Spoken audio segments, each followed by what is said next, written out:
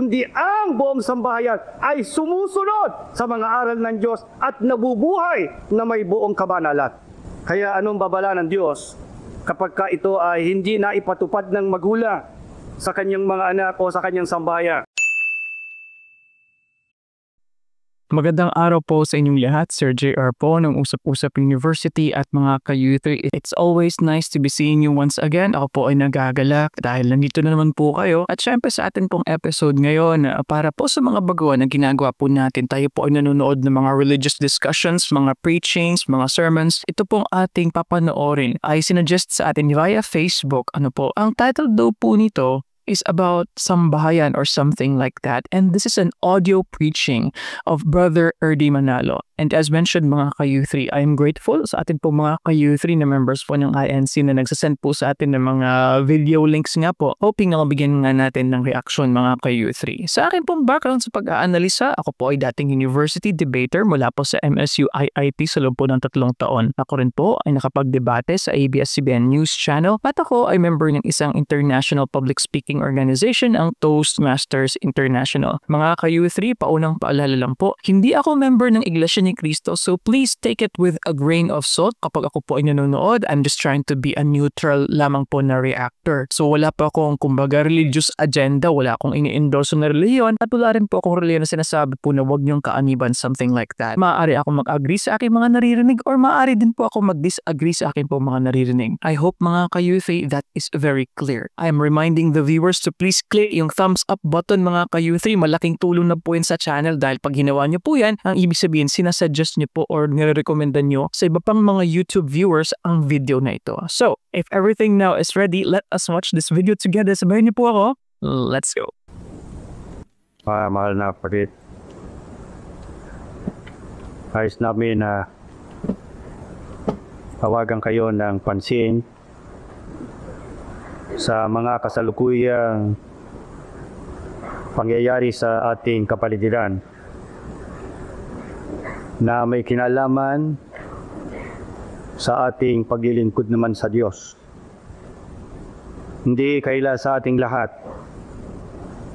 na dahil sa patuloy na paglubha ng kahirapan sa buhay ay sumasabay ang paglubha din ng katampalasanan. Kitang-kita natin ang masamang kalagayan ng ating lipunan. At dahil diyan ay patuloy na bumababa ang mga bagay na pinahahalagahan ng tao.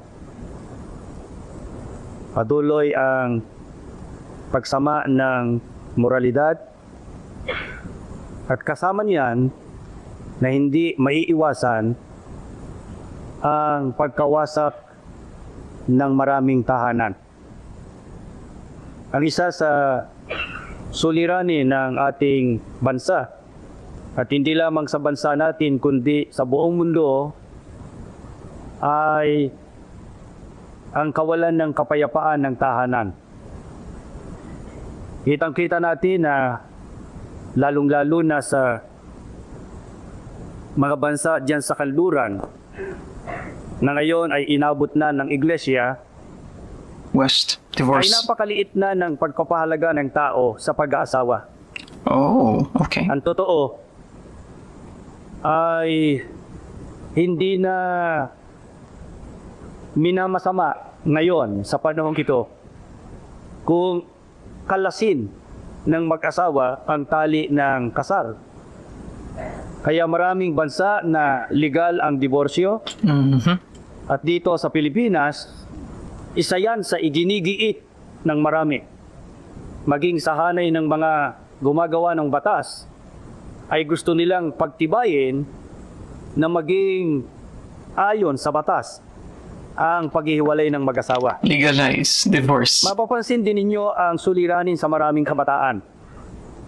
Ang maraming kabataan ay hindi lamang nagugumon sa kalayawan, ang marami ay nakalugmok sa ipinagbabawal na mga gamot, at ang buong mundo ang hinaharap ngayon yung mga batang lansangan. At kung kayo ay nagbabasa ng mga pahayagan, idinadaing ng mga ospital dito ho sa Maynila na maraming ina na nagsisilang ng bata, Single hindi na mom. ho tinutubos ang anak. Oh. Iniiwan sa ospital sa kanila Abandon. na hindi na nila kayang buhayin Mhm. at palakihin ang kanilang anak. Ngayon, binanggit ko sa inyo, mga kapatid, ang lahat ng ito. Ano kaya ang papel na dapat nating gampanan bilang mga iglesia ni Kristo, bilang mga tao ng Diyos, sa harap ng lahat ng mga nangyayari ito sa mundo? Alam nating ang Diyos ay nakatingin sa atin at minamasdan niya kung ano ang ating uugaliin, kung ano ang ating ibubuhay at iisipin sa harap ng mga kaganapang ito sa mundo. Kaya, sangguniin natin ang mga salita ng Diyos pagka dumarating ang ganitong mga pangyayari na napakasama ng paligid at lipunan na nakapalibot sa mga tao ng Diyos, ano ho ang kanilang ipinahahayag na paninindigan? At tignan natin kung magagawa rin natin ang paninindigan ito. Pakinggan ninyo ang paninindigan ng mga tao ng Diyos kapag sila ay nasa palibot ng napakasamang kapaligiran. Sa 24:15 ng Josue, Ngunit kung hindi kasiya-siya para sa inyo ang paglilingkod sa Panginoon, piliin ninyo sa araw na ito kung sino ang inyong paglilingkuran. Ang mga Diyos na pinaglingkuran ng inyong mga magulang sa ibay ng ilog ng Euphrates, o ang mga Diyos ng mga Amoreo dito sa lupaing tinitirhan ninyo? Ngunit ako at ang aking sambahayan ay patuloy na maglilingkod sa Panginoon. ano po ang naging paninindigan ng mga lingkod ng Diyos na noong panahong yon, ang masamang impluensya sa paligid nila ay ang pagsamba ng mga tao sa iba't ibang kuri ng mga Diyos. Alam niyo ang nagsasalita riyan, yung humalili kay Moises bilang leader ng bayang Israel. Nang makita niya na maging sahanay ng mga Israelita, sahanay ng mga tao ng Diyos, ay nagukulumihanan sila kung sino ang kanilang paglilingkuran, hinarap sila ni Josue. At ano sabi sa kanila? Ang pinakamabuti, mamili kayo. Piliin ninyo kung sino ang inyong paglilingkuran. Pero sa ganang akin, ang sabi niya, ako at ang ating sambahayan ay maglilingkod. Patuloy na maglilingkod sa Panginoon. Pasensya na po ka-early, ano? And I think yung English translation, di ba, parang, as for me and my house, we will serve the Lord. So anyway, mga kayuthi, gusto ko lang po i-emphasize syempre so far, ano? At sa mga baguhan po, sana wag po kayong magalit dahil ganito po talaga sa ating reaction channel. What we do is we pause the video and then we give our honest insights. Isa sa mga na-notice ko so far on the early minutes of this preaching, si Ka-Erdi, he tends to use a very flowery and poetic na language. Ano napansin ko? Ang lalalim din po ng mga Tagalog na kanyang ginagamit. So nakikita ko po sa kanya yung katatasan sa pananalita ng wikang Filipino. Ayan, for example, ginamit niya kanina, nagugumon, no? Yung kabataan sa kalayawan. Ang gandang word dun, nagugumon. But anyway, so at least laging klaro po sa akin. So actually, mga kayuthi, dahil first time viewing nga po ito para sa akin, I honestly thought na yung topic nga na sambahayan is sambahayan ng Diyos. But actually, it's a little bit more literal po pala yung ibig sabihin dito. Probably the discussion will revolve on the family, Christian family po ba, no? Yung kumbaga Kristiyano na pamamahay, or maybe the preaching will progress into yung sambahayan ng Diyos naman na konsepto, no? Dahil nga I noticed yung sinabi po dito ni Ka-Erdi na ang mga members nga po ng Iglesia ni Cristo ay mga tao ng Diyos, or ang membership na Iglesia ni Cristo ang considered to be kind of like the modern na bayan ng Diyos. Interesting din po sa akin kanina, napakita dito ni Brother Erdi yung kanilang stance, no? So, which is quite common actually for conservative Christianity, yung anti-divorce nga po, ano? And sinasabi niya further na wala ng peace, wala ng kapayapaan sa ating mga homes, sa ating panahon ngayon. Ang unang-unang gusto kong mapansin ninyo, hindi lang yung paninindigan ni Josue, kundi kasama yung kanyang sambahayan. Ano po ang ibig sabihin sa atin nga? Meron palang obligasyon yung mga pangulo ng sambahayan kasama ang ina ng tahanan na manguna sa paninindigan sa paglilingkod sa Diyos. Kita niyo ang salita ni Josue? ako at ang aking sambahayan ay patuloy na maglilingkod sa Panginoon. Ibig sabihin, anuman ang mangyari sa paligid natin o sa daigdig na ito, hindi makakaapekto. Hindi dapat makaapekto sa paglilingkod ng tao sa Diyos. Ano problema natin ngayon? Diyos-Diyosan din ba? Isipin nyo, meron din. Ano ang problema natin ngayon? Masamang lipunan? Gaya ng binanggit ko sa inyo sa unahan? Ano ang suliranin natin ngayon? Ang pagsidhi ng kahirapan, kaya ang tao ngayon ay nag-iisip ng pagsasamantala para makakita lamang ng salapi? Anong suliranin ng ating kapaligiran? Ang pagsidhi at pagdami ng iba't ibang tagapangaral na nagtuturo ng kung ano-anong pananampalataya na di kuno ay paglilingkod sa Diyos? Ano ngayon ang gagawin natin, Iglesia ni Cristo? Makikibagay na lang, makikisalamuha na rin. Hindi ho. Ang Iglesia ni Cristo, kumbaga sa tahanan, kumbaga sa gusali, bumagyo man, kailangan nakatayo, matibay at matatag. Saan? Sa ngalang paglilingkod sa Diyos. Isipin ninyo, mga magulang at mga kapatid, kung kayo ay mababago ng masamang lipunan o kasama kayo sa sinasabi ng Biblia, sa paninindigan, ipagpapatuloy ang paglilingkod sa Panginoon. Kaya, kung yan ay paninindigan ng magulang para sa kanyang sambahayan, saan ho inaasahan ng Diyos dapat kayagin ng ama, ng ina, ang kanyang sambahayan, lalo na ang kanyang mga anak, lalong-lalo na sa panahon na sumasama ang kanyang daigdig na pinaglalakbayan. Saan niya dapat naihilig ang kanyang sambahayan? Deuteronomio 12:11 hanggang 12. Pagkatapos, sa lugar na pinili ng Panginoon ninyong Diyos para gawing tirahan ng kanyang pangalan. Meron ba nun?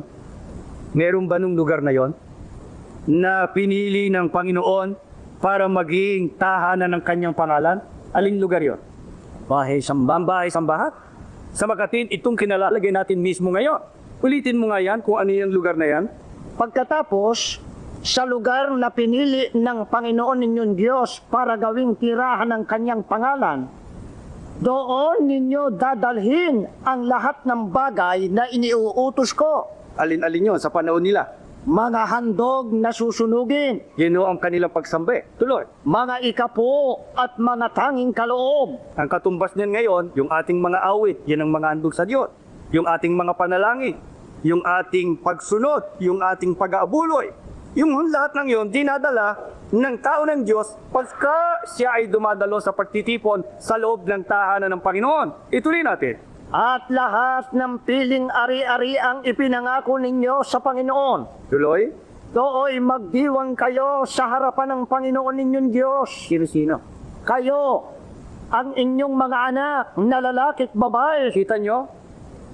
Sino ang inaatasan ng Diyos para pangunahan ang paglilingkod sa Diyos para matupad yung sinasabi kanina? Ako'y patuloy na maglilingkod sa Panginoon. Pupunta ang wika kayo sa tahanan, tirahan ng aking pangalan para dalhin ninyo ang inyong mga hail at handog, pero isasama ninyo ang inyong mga anak na mga lalaki at saka mga babae. Kaya sa iglesia, dito sa iglesia, sa lahat ng dukal, yun yung mga mitong huli, pinangangasiwaan yung pagdalo ng mga kaanib. Tinadalaw yung mga hindi nakakasamba. Pero hindi hulang obligasyon ng may tungkulin yan . Nakikita natin dito na ito ay obligasyon ng magulang. Ba't aantayin mo pa yung may tungkuling pumunta sa tahanan mo? Naroon ka na! Kaya matama lang kung yung magulang ang malamig. Pero merong mga magulang, wala sa kanya. Kahit yung kasambahay niya, hindi sumasamba. Kahit yung asawa niya, malamig. Kahit yung mga anak niya, ay hindi mananampalataya. Yun ho ay mali. Alam niyo kung ba't sinabi kong mali? Yun yung mga tao ng Diyos na nakatala sa Biblia. Ano ho ang kanilang damdamin kapag ang kanilang sambahayan ay hindi sama-sama na mananampalataya, hindi sama-sama sa mga pagsamba? Ano damdamin nila? Pakinggan natin sa 42:4. Nagdurugo ang puso ko kung aking maalaala ang lumipas na kahapong laging kaming sama-sama. Ano? Ang lumipas na kahapong lagi kaming sama-sama. pupunta sa templo ng Diyos Sino? na ako ang nangunguna. Kita nyo? Sino ho dapat manguna? Yung nagsasalita ay Pangulo ng Kambaya. Pero nagkaroon ng malalamig sa kanyang mga anak, sa kanyang mga kasambahay. Ano damdamin niya? Ang sabi niya, nagdurugo ang puso ko. Pag naaalaala ko yung kahapon, nasama-sama kami, ako ang nangunguna. Ulit mo yan. Ako ang nangunguna. Ulitin mo ang 4. Nagdurugo ang puso ko kung aking maalaala ang lumipas na kahapong lagi kaming sama-sama papunta sa templo ng Diyos na ako ang nangunguna. Pinupuri namin ang Diyos sa pag-awit na masaya. Kaya sana naririnig ako ng mga pangulo ng sambaya. Ama't kina. Ano sabi ng Diyos? Kinakailangan kayo nangunguna.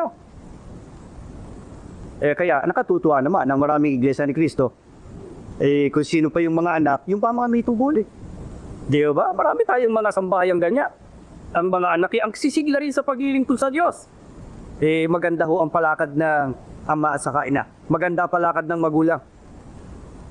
Alam ba niyo kung ano ang dapat na maging kasabikan natin pagka ang pinag-uusapan ay ang ganito uri ng mga pagsamba? Pakinggan natin sa 1 hanggang 2. Kung paanong yaong batis ang hanap ng isang usa, gayon hinahanap ang Diyos ng uhaw kong kaluluwa. Nanalabik ako sa Diyos, Diyos na buhay, walang iba. Tignan niyo kung anong hinahanap niya. Okay, before we continue mga ka-youth, yung sitas nga po nakaka-mention lang po dito ng reader. I don't know kung sino po yung reader na ito. Alam po natin sa past video reaction si Brother Emil, or Eming. Pero dun po sa kanyang sitas po na nabasa, I think in English, ano na ba yung parang, as the deer panteth for the water, so my soul longeth after thee. So lyrics din po yan syempre ng very popular na song, no? Nakatulad ng isang usa na talagang naghahangad ng tubig mga ka-youth. Pero gusto ko lang po malaman mula po sa mga members po ng Iglesia ni Cristo. So far sa narinig natin, it's very important for the whole family kumbaga to be united. Yun yung punto po na nakikita natin so far. So probably mga ka-youth, that is the same reason why kinakailangan same na religion kumbaga. Ang isang member ng INC parang it is discouraged na ipapakasal sila ng isang member ay hindi member ng iglesia. Something like that na kinakailangan po magpa-convert. Tama po ba mga ka-youth? Kasi I know about this dahil nung kay Cristel, 'di ba, yung isang popular na parang YouTuber, Fulgarian 'yun, na yung Korean niya na boyfriend converted into Iglesia ni Cristo, parang magkatuluyan sila, no? Boyfriend, girlfriend, before proposal is kinakailangan mag-convert into Iglesia ni Cristo. So I wonder siguro for both genders ng membership ng Iglesia ni Cristo, kapag ikaw ay lalaki, kumbaga obligado na yung girlfriend mo should be INC also before getting married. And same with the case of Cristel mga ka-youth, kung saan yung kanyang boyfriend yung nag-convert again into Iglesia ni Cristo. What if mga ka-youth, ang isang member na Iglesia ni Cristo really was so in love sa either lalaki man o babae na hindi member ng Iglesia ni Cristo? So in short, siya ay sumama doon sa reliyon ng kabila mga ka-youth. Ano po kaya ang posibleng mangyari? Will there be a kind of punishment or apparently siguro pagtitiwalag sa kanya? Interesado po akong malaman ano po yung mangyayari sa kanya kapag siya ay tiwalag na. And hypothetically, kapag siya ay say nagbalik loob, na bumalik ulit sa Iglesia ni Cristo, nagbalik loob after say 5 years or 10 years ng pagkakatiwalag. So mga ka-youth, I'm very curious with these questions, so please comment below what you think and what you know. Kailan kaya maaaring sa harap mo ay sumamba? Iba yun, kesa sa sinabi mo, aba, magsamba na naman. Kala ko kasasamba ko lang ng Huwebe. O kaya kasasamba ko lang ng Linggo. O kaya, bakit meron na namang tanging pagsamba? Iba ho yun. Kesa dito sa narinig natin. Ang narinig natin, hinahanap na naman, kasasamba langit. Kailan kaya maaaring sa harap mo ay sumamba? Bakit? Sabi niya kasi, parang usayon na naghahanap ng batis kung nauuaw. Gayon ang wika ako, kinahanap ko at nananapik ako sa Diyos para siya ay aking masamba. Bakit kaya ibinibigay natin pananagutan ngayon sa mga magulang na pasiglahin nila sa paglilingkod sa Diyos ang kanilang buong sambahayan? Ano ba ang utos ng Diyos sa mga magulang? Pakinggan ninyo sa 29:18. Tiyakin ninyo ngayon na wala isa mang lalaki o babae, lipi o angkan sa gitna ninyo, na tatalikod sa Panginoon ninyong Diyos upang sumamba sa mga Diyos ng mga pansang iyon. Ano ho ang utos ng Diyos sa mga magulang? Maganda pa pagkakasalita yan eh. Iyakin ninyo na wala isa man. Isa man. Isa man lalaki o babae, lipi o angkan. Ang sabi ng Diyos sa gitna ninyo, iyakin ninyong wala isa man tatalikod. Sabi ko na sa inyo, pagka ginawa natin ito, gagaan ang trabaho ng mga may tungkulin. Ang mismong magulang ang may tungkulin eh. Kaya sa ating nireorganisang kalagayan sa mga lokal, ang itinatag naming komite, samba-sambayan. Hindi ba? Nung araw, ang komite natin ipili ka ng isa ron sa bahay na yon, ipili ka ng isa ron sa bahay na yon, hanggang sa maging 7 yan ang isang komite. Pero sa pagnanasa nating masunod dito na sinasabi ng Diyos, nangunguna ang Pangulo ng Sambahayan, tinitiyak ang kanyang kasambahay. Kung masisigla, kaya ang ginawa natin, ang mga sambahayan ng komite. Kasama sila sa mga, kung tawagin natin doon ni pangkat, ang tawag natin ngayon ni mga grupo, yun ang pinangangasiwaan ng mga may tungkulin. Pero ang gusto kong maiwan sa mga magulang, obligasyon ninyo na isa man sa inyong kasambahay, walang manlalami, walang tatalipod sa Diyos. Yung ba lamang ang dapat na maging pananagutan ng magulang? Makita lamang na lahat masisigla sa pagsamba. Ano ang dapat na ipatupad sa loob ng tahanan dito sa 101:7? Sino mang mapanlinlang ay di maaaring manirahan sa aking tahanan. Sino raw? Sino mang mapanlinlang ay di maaaring manirahan sa aking tahanan. Kita niyo mga magulang nun? Tuloy. Di ko tutulutang tumayo sa aking harapan ang sino mang nagsasalita ng kasinungalingan. Yun lang mabigat ng kasalanan sa kanila. Yun lang magkaroon ng naninirahang mapanlinglang o nagsasalita ng kasinungalingan. Kasino pa kaya sa panahong ito? Kung halimbawa ang anak mo, alam na alam mo may katipan o may nililigawang hindi ka panampalataya, wala ka namang kasibo-kibo. Ayun na. Yan ho ang gusto ko ipapansin sa mga magulang na nakikinig sa akin, mga kapatid. Sino sa mga anak niyo nagugumon sa bisyo? Sino sa mga anak ninyo ang nagugumon sa masamang barkada? Sino sa mga anak ninyo ang hindi naman pumapasok, pinagkakagastusan yung ipagbayad ng matrikula? Sino sa mga anak ninyo ang nagugumon sa mga nakalalasing o kung hindi man sa mga ipinagbabawal na mga droga? Napakalaki ng magagawa ng magulang para matupad yung unang-unang binasa ni kapatid na Eme na sinabi ni Josue, sa ganang akin, ako at ang aking sambahayan ay maglilingkod sa Panginoon. Hindi lang ang ibig sabihin nun, kami ay hindi titigil sa pagsamba, kundi ang buong sambahayan ay sumusunod sa mga aral ng Diyos at nabubuhay na may buong kabanalan. Kaya anong babala ng Diyos kapag ka ito ay hindi na ipatupad ng magulang sa kanyang mga anak o sa kanyang sambahayan? Pakinggan natin dito sa Samuel sa 3:13. Sinabi ko sa kanyang, hahatulan ko habang panahon ang kanyang sambahayan dahil sa pagkakasalang hindi lingid sa kanya. Ano yun? Ang mga anak niya mismo ang humanap ng kanilang kapahamakan at hindi niya sila sinaway. Kita nyo ang hinahanap ng Diyos sa magulang? Pagka ang pag-uusapan ay ang kanilang mga anak, kinakailangan sawayin. Sawayin.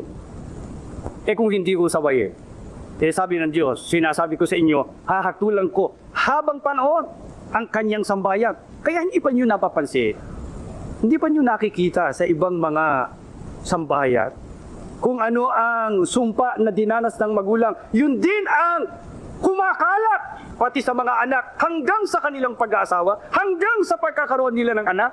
Paano? Hindi ho humihiwalay yung sumpa ng Diyos. Nakabalatay sa buong angkan ang sumpa ng Panginoon Diyos. Kanino po at sino ang sambahayang may sumpa? Yung sambahayan na hindi lingid sa magulang, ang ginagawang kasamaan ng kanyang mga anak ay hindi niya sinasaway. Kaya masama yung konsentidor na magulang. Pabaya na magulang. Paano nga eh? Hindi ko naman sinasabi sa mga ina na bawal sa inyo maghanap buhay. Sa hirap ng panahon ngayon, kung makatutulong kayo sa inyong asawa, pero ang masama ho, kahit sa ama, kahit sa ina, na naghahanap buhay, hindi na naaasikaso yung kanilang sambahayan. Yun ho, sama. Kaya ang maraming tahanan, maging sa sanglibutan, ay nakakaroon ng mga juvenile delinquents. Nagkakaroon ng mga anak na sumasama sapagkat napapabayaan ng kanilang magulang. Hindi ko para sa tao ng Diyos yan. Itong binabasa ko sa inyo mga kapatid, hindi ko tuntunin ito. Alam ba niyo kung ano ang layunin namin sa pagsasalita nito? Itawid kayo, ang buong pamilya ninyo, ang buong sambahayan ninyo. Itawid dito sa mga nangyayaring ito. Hindi ko pa kayo nakakapansin sa mga kaganapang dumarating sa buhay ng sanglibutan. Yan ho ay katuparan ng sumpa ng Diyos. Pero tayo, dapat tayong makalipot dito para tayong dinaanan ng bagyong siruping. Pero daanan ka man ng bagyo, dapat kang makarating sa pupuntahan mo. Kaya itinatanong ko sa Biblia, sino ang sambahayan ng pagpapalain ng Diyos? Sino ang sambahayan ng anuman ang mangyari sa mundo ay hindi hihiwalayin ng Panginoon Diyos? Pakinggan ninyo sa 128:1-4. Mapalad ang lahat ng may takot sa Panginoon na lumalakad sa kanyang mga landas. Kakanin mo ang bunga ng iyong pagpapagal. Ayan. Matatamo mo ang mga pagpapala at pagunlad. Pakinggan nyo, ito ang paniwalaan nyo. Ito ang gawin ninyong patakaran ninyong buhay. Tuloy pa. Ang asawa mo'y matutulad sa isang mabungang punong ubas sa loob ng iyong tahanan. Kasi nung araw, pagkabaog ang ina, ibig sabihin may sumpa. Kaya pagka maraming anak, pagka mabunga, yun ang may pagpapalas. Ang ibig lang sabihin dyan, hindi yung pag-anak kayo ng mag-anak, kundi kailangan may basbas ang ina, may basbas din ang ama, at saka ang mga anak. Yung mga anak, ano ang pangako ng Diyos? Ang mga anak mong lalaki matutulad sa mga usbong ng ulimo sa palibot ng iyong mesa. Tuloy. Kanyan pagpapalain ng mga taong may takot sa Panginoon. Ano po hinahanap natin kaya natin binasa ito? Paano tayo pagpapalain ng Diyos, aling sambahayan, ang kanyang pauunlarin at pagyayamanin? Ang sagot ng Biblia, ang lahat ng may takot sa Panginoon ay mapalad pagka lumalakad sa mga landas o sa mga tuntunin ng Diyos. Ano ang kanilang kapalaran? Kakainin nila ang bunga ng kanilang pagpapagal, matatamo ang pagpapala at ang pagunlad, babasbasan ng ina, ang ama, ang mga anak, parang puno ng ulibo sa palibot ng mesa. Ang ibig sabihin ay sama-sama, hindi magkakawatak-watak ang mga anak. Yan ho ay pangako ng Diyos na gagawin niya sa sambayang lumalakad sa mga aral at mga tuntunin niya. Okay, pasensya na po ka-Erdi ha. Gusto ko lang po i-mention mga ka-youthi so far sa naririnig po natin sa preaching as to kumbaga the public speaking na perspective, makikita mo din talaga yung husay po ni ka-Erdi dito. Maliwanag at merong passion. In fact, habang siya po ay nagsasalita, may mga words siyang pinipili na ine-emphasize niya. And kung kayo po ay baguhan sa ating channel, na-mention na rin po kasi natin ito sa iba pang mga video reactions po natin. Basically, meron pong dalawang uri ng pag-e-emphasize kapag kayo po ay isang public speaker. The first one, when you try to slow down what you are saying. So, pag sa palagay niyo po, ang inyo pong sasabihin ay importante, very critical po na information. So, slow down nyo. Mabagal yung pagkakasalita. And yung number 2 naman po na pamamaraan ng pag-emphasize is to increase the volume as you are saying it. Marami sa mga ito! Yan, something like that mga ka-youthi. So yan po yung mga public speaking techniques po na nakita natin sa mga, syempre, experience po ng mga public speakers. But going back po, gusto ko lang po i-highlight yung na-mention po kasi dito ni Ka-Erdi. Syempre, yung idea na kinakailangan ng united, yung sambayan, di ba? As for me and my house, we will serve the Lord. Yung nga po yung sitas kanina. And Ka-Erdi is saying here na obligasyon ng nanay at ng tatay na maging united. At dapat hindi man lamig kasi nga sila nga yung magulang. Bilang magulang, kayagin mo yung mga anak mo, lalong-lalo na sa panahon ngayon, marami mga temptasyon, kalayawan, kalokohan, at iba pa para sa mga kabataan, mga ka-youth. na-mention po sa kanyang preaching kanina yung konsepto ng sumpa. Gusto ko lang po malaman mga ka-youthy, ano po kaya exactly yung sumpa, yung curse na sinasabi? Dahil po syempre, naturally, ang mga sumpa po kasi sa Biblia, di ba po, it is usually the consequence of not obeying the will of God. So most likely, ganun din po syempre ang pinaniniwalaan ng INC. Gusto ko lang po malaman, ano po exactly yung sumpa? What was the condition? And then what will be the consequence kapag hindi mo ginawa, something like that. And also, already mentioned yung mga nandiligaw, yung nagkakaroon ng mga katipan na hindi member nga. So I'm guessing syempre na kumbaga INC members have to really convert the other person into the membership of INC mga ka-U3. Kasi nga kinakailangan ng unity sa isang sambahayan. Although honestly speaking mga ka-U3, in my 36 years of existence, what I know is it's very common na kumbaga na pag nagsasama ay magkaiba ng reliyon, either one of them would really shift into the other person's religion and then yun na magiging united sila. It's very common. It's either, regardless of religion, the wife will be following the religion of the husband or the husband will be following the religion of the wife in the long run. Siguro maaari na sa pag-umpisa pa lang ng kanilang pagsasama, hindi muna, they will go to different churches at different days of the week, for example. Pero dahil nga po nag-iibigan sila, nagmamahalan. So it really happens na naging isa yung reliyon ng isang pamilya mga ka-U3. Itong ginagawa natin ito ngayong umaga para dito sa mga kapatid sa lokal na ito, utos ng Diyos ito. Siguro sasabihin niyo, kapatid, bakit pa tayo nag-aaral ng tungkol sa sambahayan? Bakit tayo nag-aaral ng tungkol sa mga anak, sa pamilya? Yan ho ba utos ng Panginoon Diyos? Pakinggan ninyo kung yan utos ng Diyos sa 4G. Huwag ninyong kalilimutan ang sinabi ng Panginoon nang kayo nasa harap ng bundok ng Horeb. Tipunin mo sa harapan ko ang buong bayan. Ituturo ko sa kanilang aking mga utos upang magkaroon sila ng takot sa akin habang sila'y nabubuhay. Pagkatapos, tapos na. Ituturo naman nila ito sa kanilang mga anak. Ano po ang utos ng Diyos sa kanyang bayan? Dapat tipunin ang lahat. Titipunin ang ama, ang anak, ang buong sambahayan para turuan ng mga salita ng Diyos. Sino ang magpapatupad? Pagkatapos marinig sa ganitong pagtitipon, sabi ng Diyos, ituturo naman nila ito sa kanilang mga anak. Sa mga tweet, ang iglesia, ang tagapagturo, ang implementors, ang tagapagpatupad, ang mga magulang doon sa loob ng kanilang tahanan. Kumusta kaya ang buklod dito? Kumusta kaya kadiwa dito?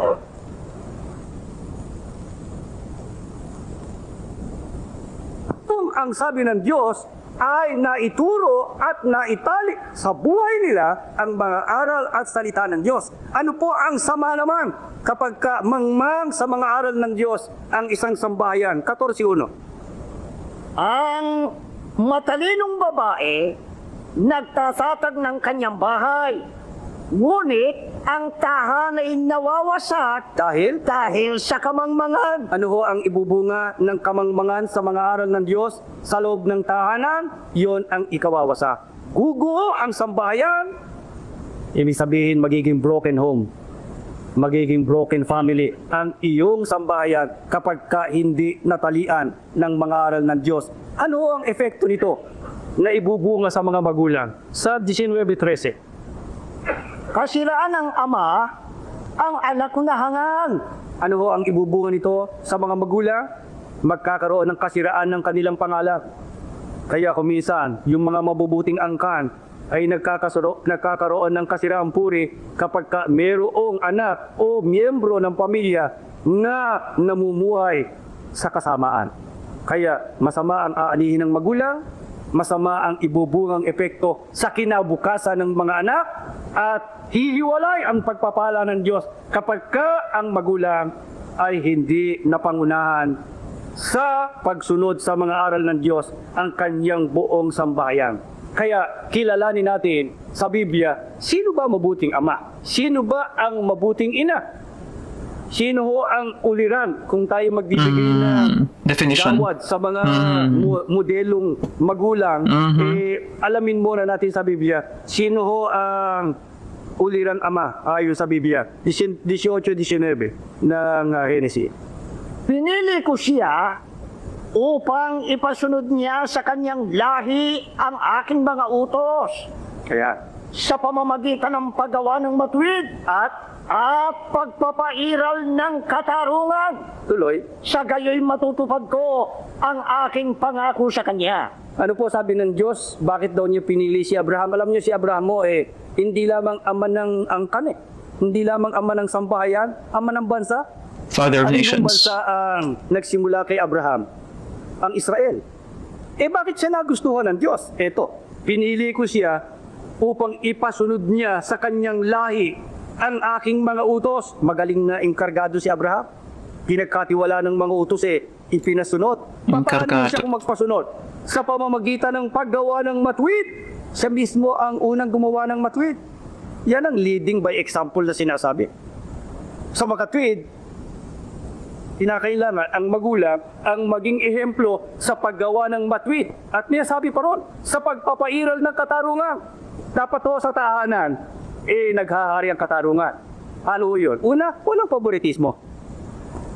Walang favorite son, walang favorite child, walang favorite daughter, walang favorite na ganito. Ang ama, dapat pantay-pantay.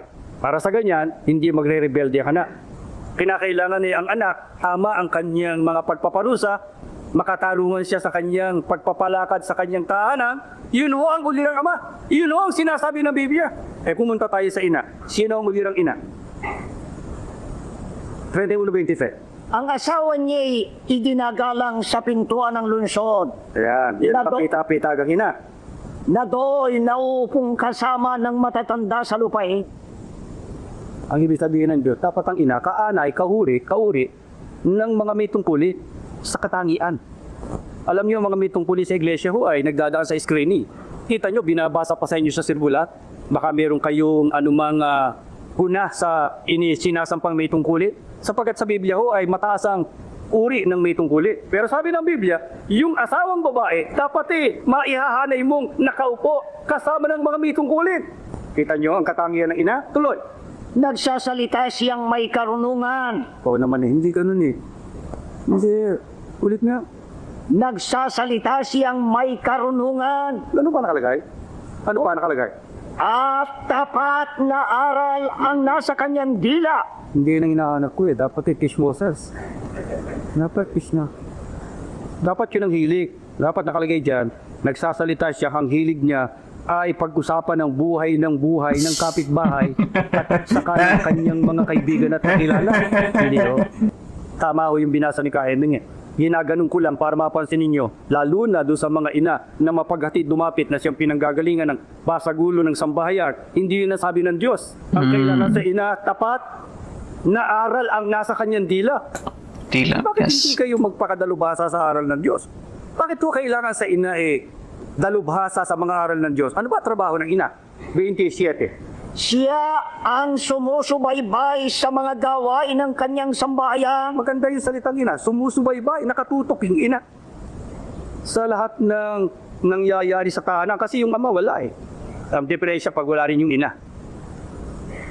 Siguro by phone. By remote control, Tatawag yung ina sa bahay. Nakagat ka na ba ng asurya? Yun, tinatanong niya kung ano nangyayari sa tahanan. Kaya mahirap din yung inang nagtatrabaho Sa ibang bansa. Marami anak, lalo na ang anak yung maliliit pa, bibigay doon sa kung kanino. Mag-iingat kayo. Ang mga katulong ngayon, delikado. Meron yung mga katulong, papasok kung hindi nyo kakilala para magnakaw sa bahay nyo. At ang lalong grabe, pagka ang ninakaw ay anak nyo, mahal ngayon ng bata Kidnap. Kakano ba bata?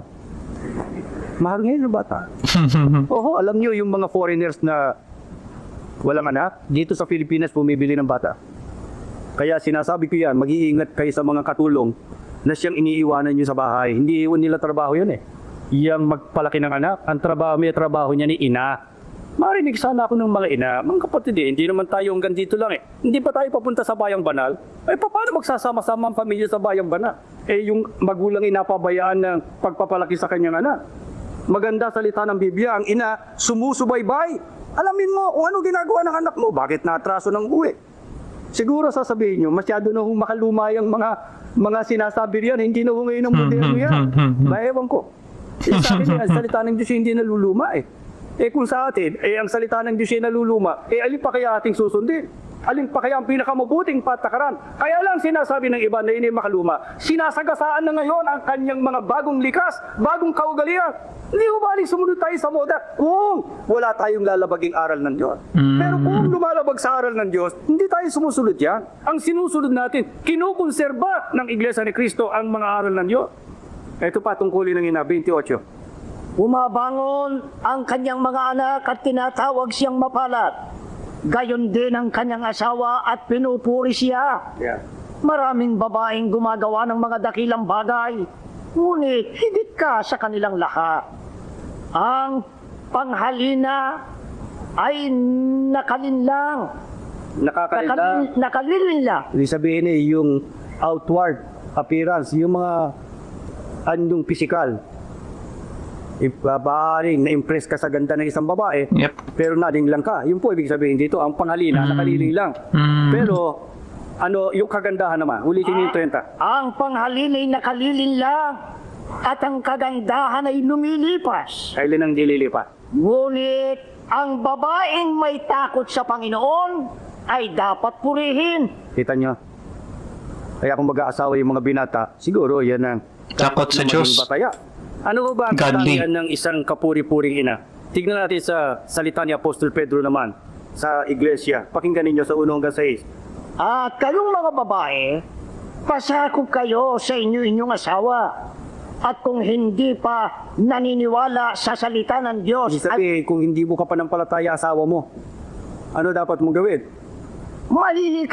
mahihikayat din silang sumampalataya dahil sa inyong magandang asal. Ayan. Hindi na kayo kailangang magpaliwanag sa kanila. Dahil nakikita doon sa ganda ng ugali ng ina. Tuloy. Sapat nang makita nila ang inyong mapitagang kilos at malinis na pamumuhay.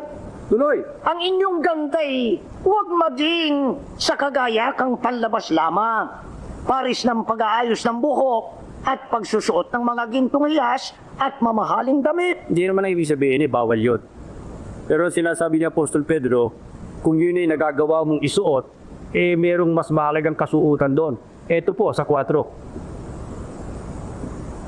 Sa 4. Sa halip, paglamanan ninyo ang gandang natatago sa kaibuturan ng puso. Alin yun? Ang gandang walang kupas, nalikha ng mayumi at mahinindiwa at lubang mahalaga sa mata ng Diyos. Kung paliwanagan yan, maliwanag na Tuloy pa. Iyan ang kagandahang pinagyaman ng mga banal na babae noong unang panahon. Sila'y nanalig sa Diyos at napasakop sa kanilang asawa. Iyan ang halimbawang iniwan ni Sarah. Kita nyo? Yan pinabasa ko para sa kapakilabangan ng lahat ng mga magulang na narito. Pero hindi ako magkakasya na basahin lamang ang para sa panig ng ina. Gusto kong basahin ang para sa panig din ng asawang lalaki.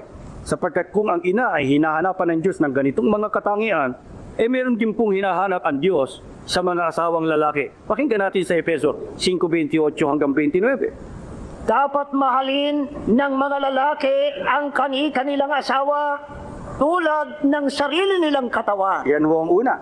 Tuloy. Ang lalaking nagmamahal sa kanyang asawa ay nagmamahal sa kanyang sarili. Kaya ho, pag ikinakasal, yun ang isa sa itinuturo. Magmamahala ng mag-asawa, kaparis ng pagmamahal sa kanyang sarili. Pero, yan yung pagmamahal napakalalim ng kaulugan yan. Ano po ang hinahanap ng Diyos na maging parisa natin sa pagmamahal ng asawang lalaki sa kanyang asawang babae? Ito sa 29, hindi tayo mahirapan. Kuli mo sa 29. Walang taong namumuhi sa sarili niyang katawan. Tuloy. Pagkus ito'y pinakakain at inaalagaan. Kita niyo ang responsibilidad ng padre de pamilya? Tuloy. Kaya ng ginagawa ni Kristo sa iglesia. Ewan ko lang kung bakit sa iba hindi mahalaga iglesia. Ganun pala kahalaga kay Kristo iglesia. Minamahal, kinakandili, pinakakain, inaalagaan. Ang gusto ng Diyos sa Ama, pamilyahin mo ang iyong sampayan. Ito na nga po, syempre very practical, kumbaga na application sa ating mga daily lives, especially po sa mga members nga ng Iglesia ni Cristo, sa mga mag-asawa, sa mga magkatipan. So at this point, Ka-RD is mentioning about the responsibilities and standards no ng isang mabuting ina, kumbaga isang uliran na ama, uliran na ina. And here, so far no sa women, they should be godly. Dapat may takot sa Diyos. At kung maalala niyo po, the last episode po, yung pagkaka-define ni Ka-RD ng takot sa Diyos, the one that recognizes may pagkilala sa Diyos. Hindi naman yung parang ordinary na takot, phobia or something like that, mga ka-U3, po. Pero anyway, gusto ko lang po i-highlight so far yung mga nasa notes natin and what we understand so far na ang role ng nanay is sumubaybay sa gawain. And syempre, na-mention na rin nga po na medyo makaluma itong perspective na ito, but he says that the Bible standards, kumbaga, for our daily life doesn't change, so it has to be followed. Pero sa akin, medyo challenging yun. And I'm guessing, of course, Ka-RD was mentioning this early 90s no, or late 80s, early 90s po siguro when this actual audio was recorded. Pero yun nga, na-mention ni Ka-RD na para sa kanya hindi tama na iwan mo sa yaya yung yaya yung nagpapalaki sa mga anak. So medyo challenging po yun. Sa totoo lang mga ka-U3, dahil sa dami din po ng mga members natin na OFW for example, paano po ba yun? Kasi syempre po, job opportunity po kasi ang meron, di ba, sa ibang bansa. Ito rin po ay syempre para din naman sa kanilang sambahayan when they work outside of the Philippines earning more money, tinitingnan lang din po nila yung kanilang pangarap po sa kanilang mga anak. But Ka-RD is saying here na hindi tama na ang nagpapalaki sa bata ay yaya. And as to the level na napag-alaga ng isang family member, ng isang spouse, isang mother, isang father sa kanyang pamilya, is like Christ loved the church. Paano minahal, paano inibig ni Jesucristo ang iglesia. Meron hong mag-asawang nakagalit. Siguro dapat ito sabihin sa inyo ito. Ang pinagkakagalitan nila pirme, yung kanilang kabuhayan. Nung makarating yan sa ating opisina, tinanong ko yung ama, ano ba kako ang reklamo ng asawa mo? Sabi nung asawa, kasi mula nung kami kasali, wala akong trabaho yun, hindi yung nag-aanap buhay. Ako pinapag-aanap buhay. Tinanong ko yung lalaki, bakit naman ganun kapatid? Totoo ba yun? Aba, wala ko naman siyang makikitang sarap-sarap pag lumansang kamukha ko. Meron ka ba akong trabaho? Ang sarap kong magmahal. Sa mga tweet, ang paniniwala niya, ganun ang magmamahal. Pero yung responsibilidad ng isang nangunguna sa pamilya, wala. Maliho yun. Malihong pagmamahal yun. Of course. Dapat mapagmahal ang lalaki, pero dapat meron siyang responsibilidad na mapakain at maalagaan. Pinakakain at inaalagaan. Kaya, merong ipinagugurita ang Diyos sa ina, sa ama. Siguro dapat din tayong magbigay ng aral ng Diyos para naman sa ating mga anak, para sa mga kabataan. Ano ay pinagugurita ng Diyos sa ating mga kabataan ngayon? Pakinggan natin sa Ecclesiastes 11:9 hanggang 10. Ikaw ay magalak o binata sa iyong kabataan at pasayahin ka ng iyong puso sa mga kaarawan ng iyong kabataan. Lumakad ka ng mga lakad ng iyong kalooban at sa paningin ng iyong mga mata. Ngunit talastasin mo na dahil sa lahat ng mga bagay na ito ay dadalhin ka ng Diyos sa kahatulan. Tuloy. Kaya't ilayo mo ang kapanglawan sa iyong puso. Alisin mo ang kasamaan sa iyong katawan, sapagkat ang kabataan at ang kasariwaan ng buhay ay walang kabuluhan. Ano ang ipinaalaala ng Diyos sa lahat ng mga kabataan? Lalong-lalo na sa mga kabataan na sinasamantala ang kasariwaan ng kanilang buhay, ang kanilang mga kabataan para sa paglakad sa kanilang sariling kalooban. Ang sabi ng Diyos, lumakad ka ng lakad ng iyong kalooban at sa paningin ng iyong mata, pero talastasin mo na dahil sa mga bagay na ito ay dadalhin ka ng Diyos sa kahatulan. Ano ibig sabihin ng Diyos? Hindi ka ma-exempt sa araw ng paghukom. Kung hukuman ng Diyos ang mundong ito, ang isa sa ihaharap niya para magsulit sa Kanya, ang mga kabataan, ang mga anak. Kaya ipinaalaala ng Diyos Kung sakasakali man ang mga anak ngayon ay maraming pangarap sa kanilang buhay, marami silang hangarin sa buhay na ito. Pero sino ang hindi dapat mawala sa alaala at sa gunita ng mga anak o ng mga kabataan? Sa 12:1. Alalahanin mo rin naman ang may lalang sa iyo sa mga kaarawan ng iyong kabataan bago dumating ang mga masamang araw Yun ang paghuhukom. Tuloy. at ang mga taon ay lumapit. Ano po ang sabi ng Diyos sa mga anak o sa mga kabataan?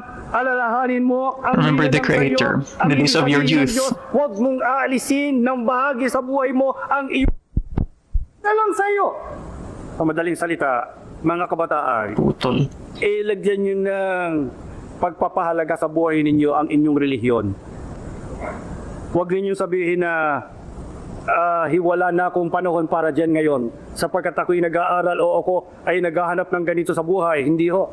Ang sabi ng Diyos, alalahanin mo bago dumating ang masamang araw, bago dumating ang wakas ng mundo, alalahanin mo kung sino ang may lalang sa iyo. Ibig sabihin, paglingkuran mo siya, pagtapatan mo at sundin mo sapagkat kasama ka na magsusulit pagdating ng araw. Ano ang ipinagbabawal ng Diyos sa ating mga kabataan? 2:14 hanggang 17. Sinulasan ko kayo, mga anak, sapagkat nakikilala ninyo ang Ama. Sinulatan ko kayo, mga ama, sapagkat nakikilala ninyo siya na sa simula pa'y siya na. Sinulatan ko kayo, mga kabataan, sapagkat malalakas kayo, nananatili sa inyo ang salita ng Diyos, at tinalo ninyo siya ang masama. Huwag ninyong ibigin ang sanlibutan o ang mga bagay sa sanlibutan. Kita nyo? Tuloy. Ang umiibig sa sanlibutan ay hindi umiibig sa Ama, sapagkat ang lahat ng nasa sanlibutan ang nakapupukaw sa masamang pita ng laman, ang mga nakatutukso sa paningin, at ang karangyaan sa buhay ay hindi nagmumula sa Ama, Sige pa. kundi sa Sige pa, sanlibutan. sa 17. Mapaparam ang sanlibutan at lahat ng kinauhumalingan nito. Ngunit ang sumusunod sa kalooban ng Diyos ay mabubuhay. Masama kung hindi natin ito ituro. Kasi yung ibang mga anak, ang akala, disiplina lang sa loob ng iglesia, yung pagbabawal ng pag-aasawa sa taga-sanglibutan. Hindi ho namin aral yan. Yan ho ay aral ng Biblia. Mula pa sa matandang tipan, basahin ninyo, sa panahon ng Israel, hanggang sa panahong Kristiyano, hanggang sa panahon natin ngayon, patuloy ang aral ng Diyos. Huwag mong iibigan ang sanglibutan, huwag kang makikipamatok sa hindi mo kapanampalataya, sapagkat ang umiibig sa sanglibutan, ang sabi ng Biblia, wala sa kanya ang pag-ibig ng Ama. Mapaparang ang sanglibutan ito, ang sabi ni Apostol Juan, pero ang sumusunod sa kalooban ng Diyos, yun ang mabubuhay magpakailanman. Gusto ko sana, bago umuwi ang mga kabataang nakikinig sa akin, ay maiwan sa kanila ang aral ng Diyos kung papaano sila magkakaroon ng magandang kinabukasan. Alam kong hindi magtatagal ang mga magulang na sa ngayon ay kumukup sa inyo. Bukas makalawa ay aalis sila sa mundong ito. At sa panahong iyon, kayong mag-isa ang magdadala ng pasanin ng inyong buhay. Kaya't ngayon pa, maaga pa, paghandaan ninyo kung paano kayo titindig pagdating ng panahong iyon. Sino ho ang pinapangakuan ng Diyos ng maunlad na kinabukasan, magandang kinabukasan sa hali ng mga anak? Pakinggan ninyo ang aral ng Diyos sa Efeso 6:1 hanggang 3. Mga anak, sundin ninyo ang inyong magulang alang-alang sa Panginoon, sapagkat ito ang nararapat. Tuloy.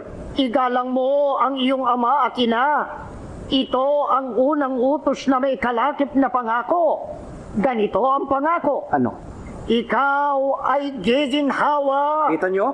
Giginhawa. Lalawid ang iyong buhay rito sa lupa. Sino ho ang pinapangakuan ng Diyos ng magandang hinaharap, kaginhawaan at paglawig ng kanyang buhay? Mga anak. Siguro hindi napapansin ng iba ito. Pero sa Biblia, ito unang utos na may panako. Unang utos na may panako. Sa mga tweet, ang lahat ng utos ng Diyos, may kalakip na panako. Pero ang kauna-una, Honor your mother and father. niya ng panako. Ang utos, igalang mo ang iyong ama Mother and father. at ang iyong ina. Yep. Sundin mo ang iyong magulang kapag kang ipinatutupad sa iyo ay alang-alang sa Panginoon. Kaya kung tatanungin niyo ako, mga anak, mga kabataan, paano ho gaganda ang kinabukasan ko? Depende sa tratong ginagawa mo ngayon sa magulang mo. Pagka masama ang trato mo sa magulang mo, paglapastangan ka sa iyong ama at saka sa iyong ina, kakainin mo yan pagdating ng araw. Aanihin mo ang masamang kamalasan sapagkat susumpain ng Diyos ang lapastangan sa kanyang mga magulang.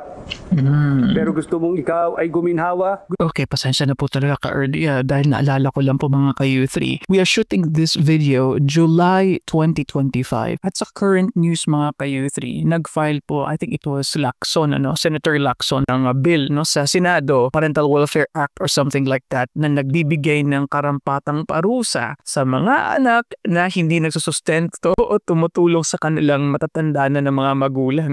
And anyway, kaya ko po naalala dahil nga syempre related po yun, doon nga po sa sitas na honor your father and your mother. And ano yung benefit nun? Your life will be long, giginhawang iyong buhay. Isa sa mga na-appreciate ko mga ka-youth sa preaching na ito, pinapakita ano yung dapat na gawin ng nanay, ng tatay. And then ano naman, kumbaga in return, reciprocating the goodness and the kindness of the parents, kinakailangan sumunod.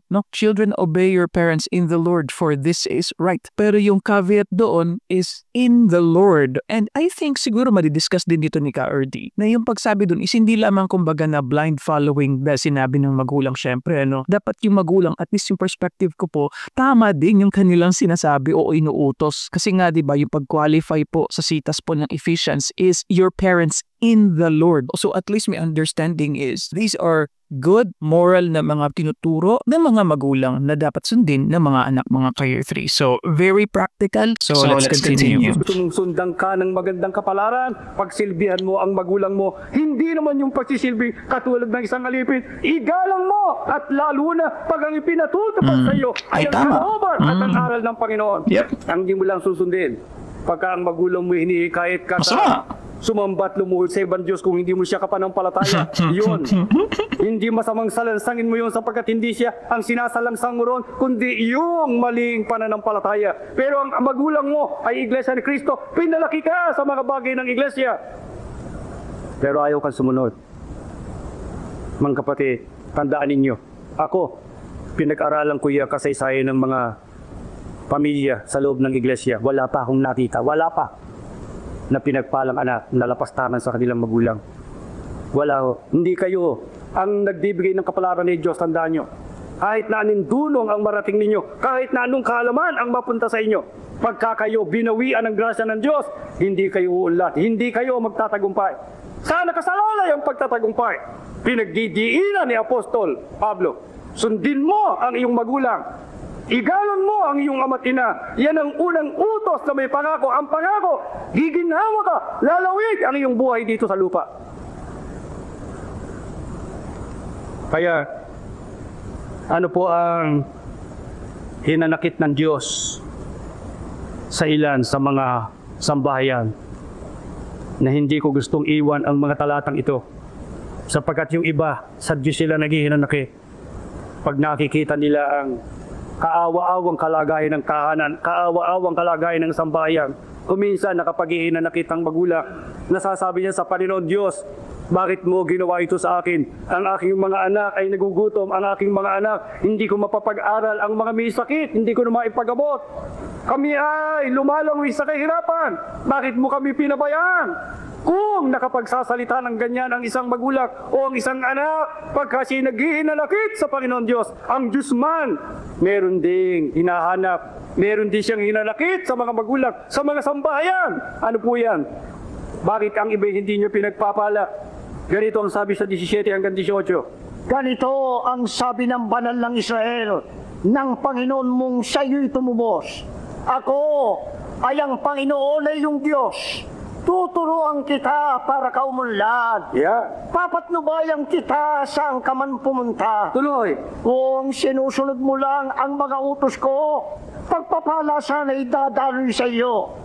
Parang ilog na di natutuyo ang agos. Tagumpay mo sana ay sunod-sunod. Parang dating ng alon sa dalampasigan. Ano po ang sabi ng Diyos sa mga naghahanap ng kanyang kalinga? Sa mga naghihinanakit pagka hindi tumatanggap ng pagpapala. Ang sabi ng Diyos, ako ang nagtuturo para ikaw ay umunlad. Ako ang pumapatnubay saan ka man pumunta. Pero kaya kita hindi pinagpala, sinunod mo sana ang mga utos ko para ang pagpapala ay dumaloy sa iyo.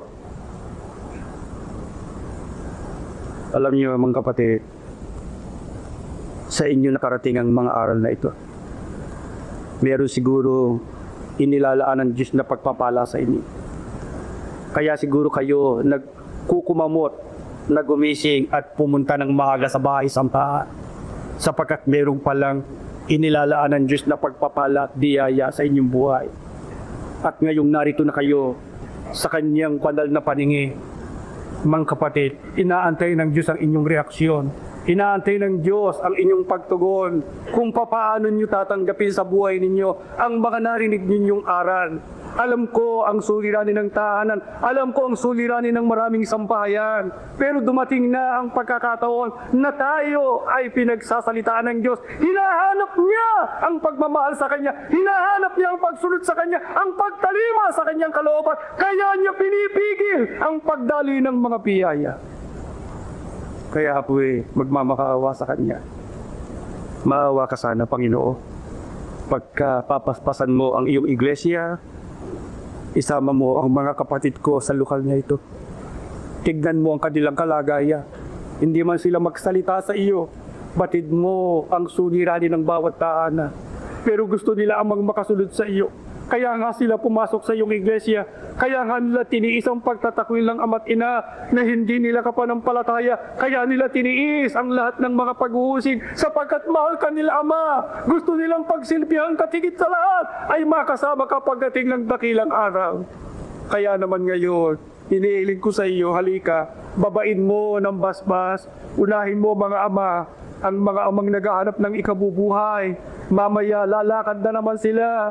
Ang iba hindi alam kung saan sila makakakita ng pagkakakitaan. Hinihiling ko sa iyo, dakilang Diyos na nasa langit, halika ngayon sa mga ama, ituro mo sa kanilang mga sa kanilang paningin, sa naroon ng biyaya na maiuwi na nila sa kanilang tahanan. Emotional. Basbasan mo rin ang mga ina na siyang tumatanggap ng biyaya. Kung maliit man ang tinanggap nila araw-araw, ikaw na ang bahala. Basbasan mo, palaguin mo sa loob ng tahanan sa pamamagitan ng pagpapalang ibibigay mo para makasapat sa pangangailangan ng sambahayan. Ama, pagka dadalangin sa iyo mga anak mong ito, pagka sila inuluhod sa iyo, pag may suliranin ng sambahayan, ngayon pa, inaanyayahan na kita, Ama, dalawin mo ang sambahay ng iyong mga anak at sila pagtibayin mo na ikaw ay hindi magpapabaya sa kanila. Basbasan mo kanilang mga anak. Bahala ka na sa kanilang buhay. Bahala ka na, Ama, sa kanilang kinabukasan. At ang mga anak na narito, ang mga magulang hindi pa Iglesia ni Cristo, ikaw ang kanilang magulang. Bahala ka na rin sa kanila. Tawagin mo ang mga magulang nila at sila'y tulungan mo na makapanindigan hanggang sa wakas. Tumayo kayo, tayo mananalangin. Okay, mga ka-U3. So we have to cut that off dahil yung last part na nga po, I think it was a different person na leading the closing prayer, kumbaga. Pero of course, before that ended, yung preaching may konting transition, no? Na actually, humihikbi, emotional. And I think ganito po siguro talaga na, because like what I said, mga ka-youth, hindi po ako member ng Iglesia ni Cristo. So at the first, I was thinking maybe they were just emotional at the last part of the preaching. I think this is really what they do at the end. Talagang, kumbaga, parang time siguro ng pag-release, pag-surrender ng mga hinaing at mga, kumbaga, panalangin sa Diyos for sustenance, for, kumbaga, the strengthening and renewal of faith. Kaya po talagang humihikbi at saka naririnig ko nga po na talagang umiiyak yung crowd. May panaghoy po talaga sa last part po talaga. I think this is really how they do it. So going back, I think this is a very comprehensive po na preaching. I am guessing na may mas kumbaga detalyado pa siguro ng mga either Bible studies po siguro, mga pag-aaral na in series dahil syempre parang in general yun yung preaching ni Ka Erdy na ang ulirang nanay, ulirang tatay, ayon sa Biblia mga ka-youth. And also for the youth.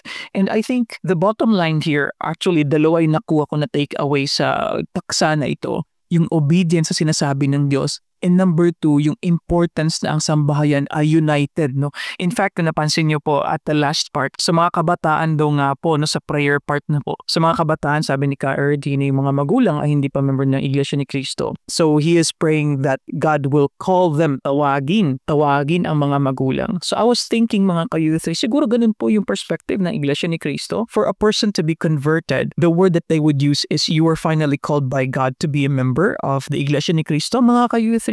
So, please comment below dahil ito po ay pagtatanong lamang ng isang reactor po na katulad ko. At syempre, hindi ko na po masasabi yung lahat po ng aking mga punto na na-mention kanina dahil I was watching it in real time, no, first time viewing. So, sana po samahan niyo po ako from start to finish. Mga ka-U3, what can you say about this episode? I really enjoyed ito pong preaching ni Ka Erdi Manalo. Syempre, nasabi ko rin po, nakita ko yung kanyang skill talaga sa public speaking na makita natin yung experience niya. At syempre, yung paraan ng pag-emphasize niya ng mga particular points ng kanyang preaching, of course. At may kaunting humor din, especially nung sinabi niya sa mga nanay na kinakailangan maging chismosa, maging marites, ayan po. So anyway, salamat sa panonood. If you don't like this video, you can watch this video over there. You can also click the playlist here, ayan.